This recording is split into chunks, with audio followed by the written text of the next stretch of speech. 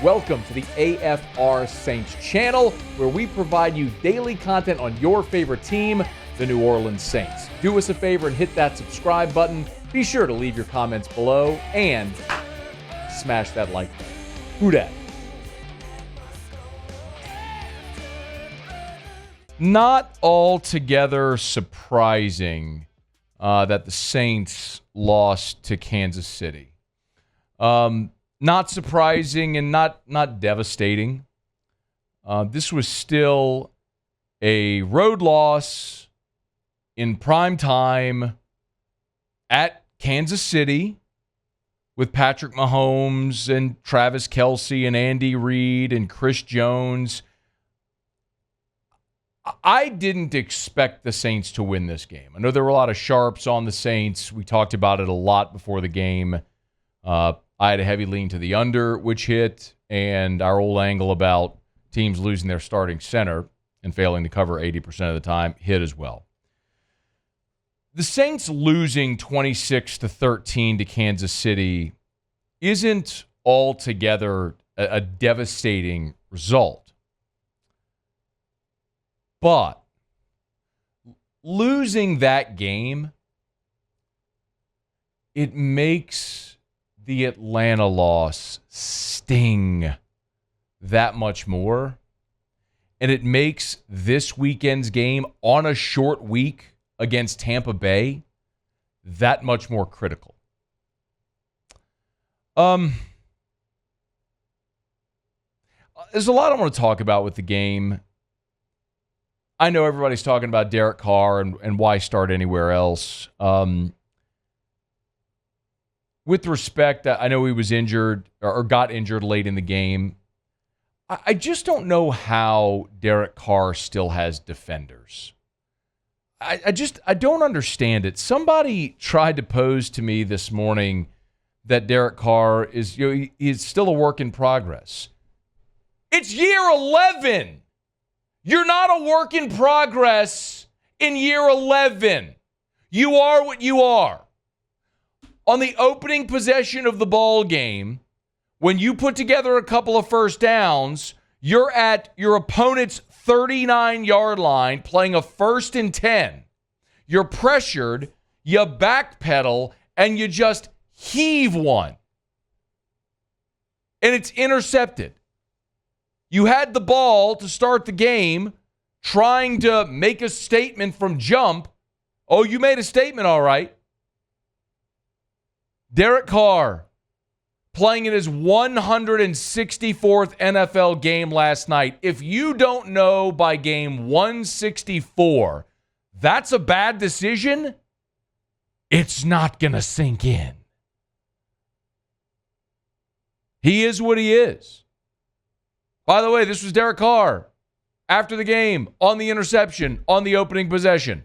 We had someone come free, so I tried to throw it away over his head and clearly didn't throw it out of bounds. Yeah, so boneheaded, stupid. Like, boneheaded. Trying to throw that ball, trying to be legal because I still thought I was in the pocket. Oh, but throw it, I can throw it away in front of me, but my reaction was just to throw it away over his head, and it obviously didn't get out of bounds. And so I was trying to throw it away, but they ended up getting a free one. Bonehead, stupid. All the words he said. He could have just said bonehead, stupid. It was.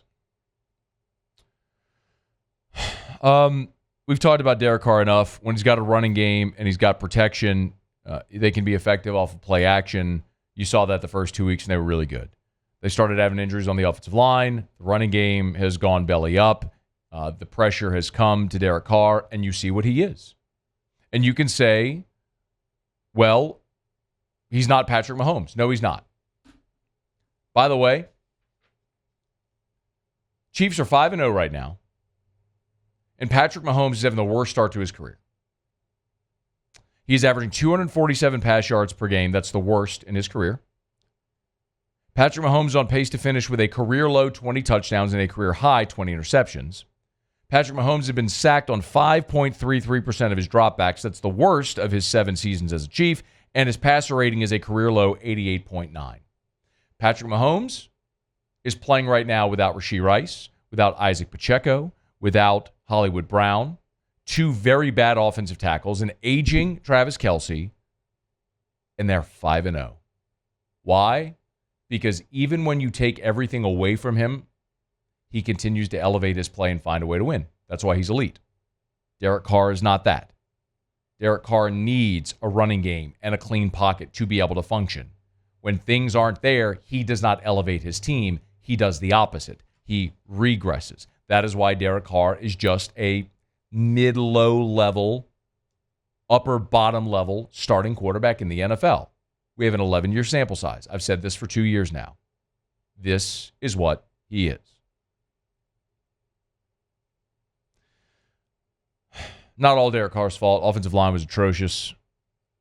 15 rushing attempts for 46 yards.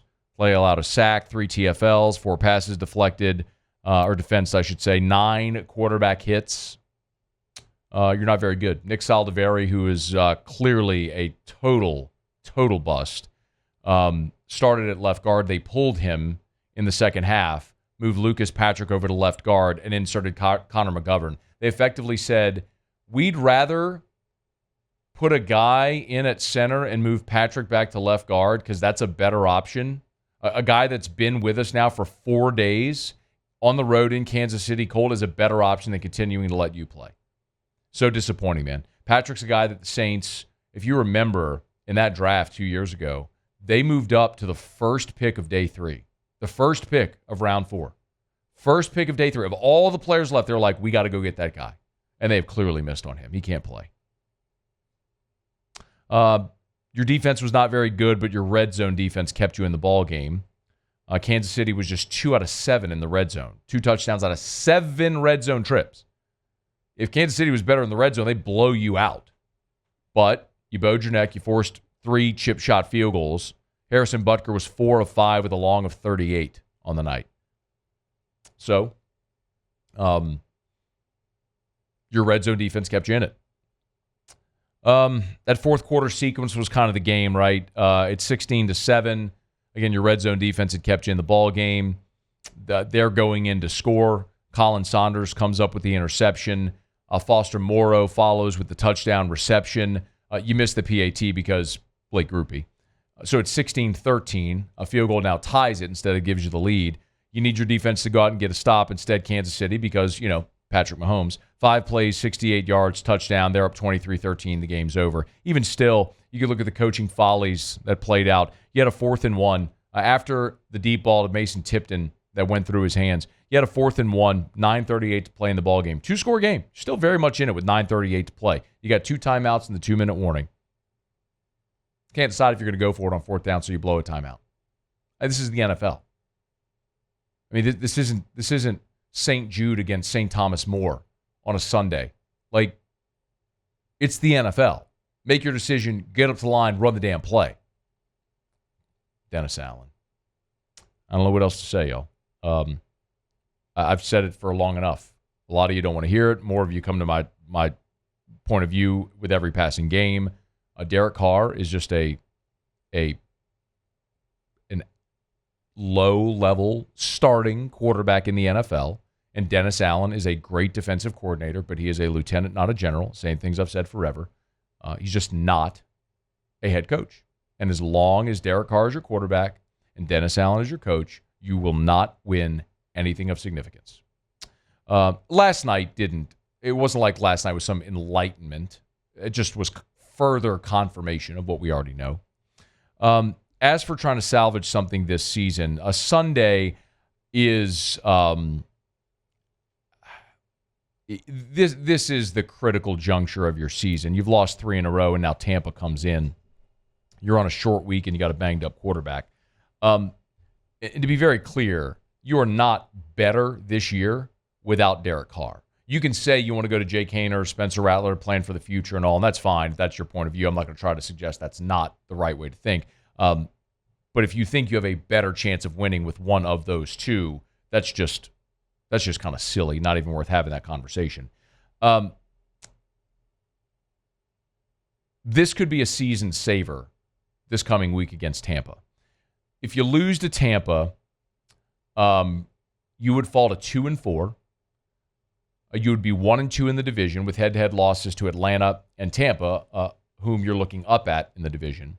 And if you lose this Sunday against Tampa, that would mean brace yourself for this. If you take nothing else away from this, remember this. If you lose to Tampa, that would mean you would have to go 8-3 the rest of the way to finish 10-7, which might be what it takes to win the division and get you in the playoffs. Anybody here think the Saints are going 8-3 the rest of the way? You better go get that game on Sunday. Or Sundays are just going to be about, church and brunch with the family and getting ready for the week. And then draft position. Get an update on Derek Carr. When we have it, we'll pass it along. Hey, thanks so much for watching. Please leave your comments. I love to interact. And be sure to hit the red subscribe button below.